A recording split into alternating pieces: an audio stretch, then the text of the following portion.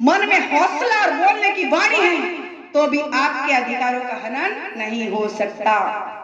और आज मैंने आपको बुलाया था इस कार्यक्रम की शुरुआत के लिए, जिसमें हमारी हेमलता जी जो सचिव हैं वो लेट आए कार्यक्रम के समापन के लिए।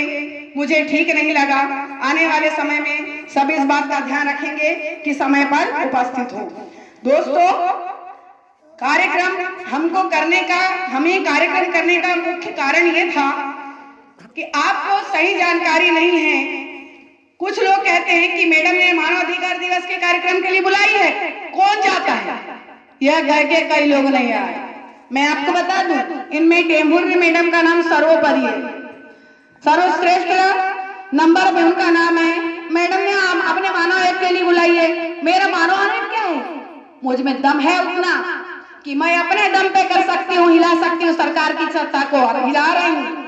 कोई प्रोटेक्शन नहीं है मुझे देने के लिए, मैं अपने दम पे जी रही हूँ। लेकिन मानव अधिकार क्या है ये जानकारी आपको देना जरूरी है। और यह दिवस क्यों मनाया जाता है तो उसकी डिटेल से जानकारी मैं बता रही हूँ कि पहले बहुत दोहन होता था।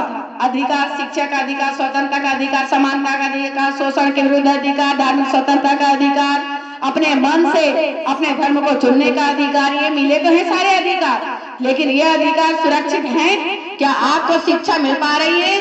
कहीं प्रतिबंध है। बच्चे अगर SC/ST के या कोई गरीब परिवार के किसी अच्छे विद्यालय में एडमिशन लेना चाहते हैं, डोनेशन के लिए भटकते रहते हैं। उसी जगह पे अगर कोई पॉलिसी वाला व्यक्ति है तो वो सीट वो पा लेता है। अक्सर मैंने ये देखा है। उसके साथ ही साथ अगर किसी अच्छे स्कूल में आरक्षण बेस पे बच्चों का एडमिशन होता है, लेकिन अगर तुम गरीब परिवार से हो तो आरक्षण को हटा करके डोनेशन लेकर के उन कॉलेजों में बच्चों को ले लिया जाता है और आपका अधिकार छीन लिया जाता है शिक्षा का। आप किसी कार्य क्षेत्र में जाते हैं, किसी प्रशासनिक अधिकार के या कार्यालय के समक्ष कोई अपनी हितों से संबंधित कोई आवेदन प्रस्तुत करते हैं, उसमें भी आप अगर डोनेशन नहीं देते या कोई अपनी अप्रोच वाला व्यक्ति साथ में लेके नहीं जाते तो आपका काम रुक जाता है।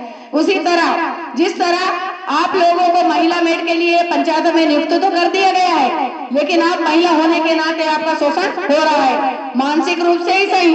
आज का दौर आज इतने सक्रिय हो गए हैं लोग कि कोई भी किसी का उतना हनन नहीं कर सकता जो करना चाहता है, लेकिन मानसिक रूप से तो वो कर सकता है। मानसिक रूप से इस तरह से हनन करता है कि 10 बार आपको बुलाएगा, उसमें तो दोषारोपण भी नहीं होगा, बहाना कर देगा मेरा काम था ना।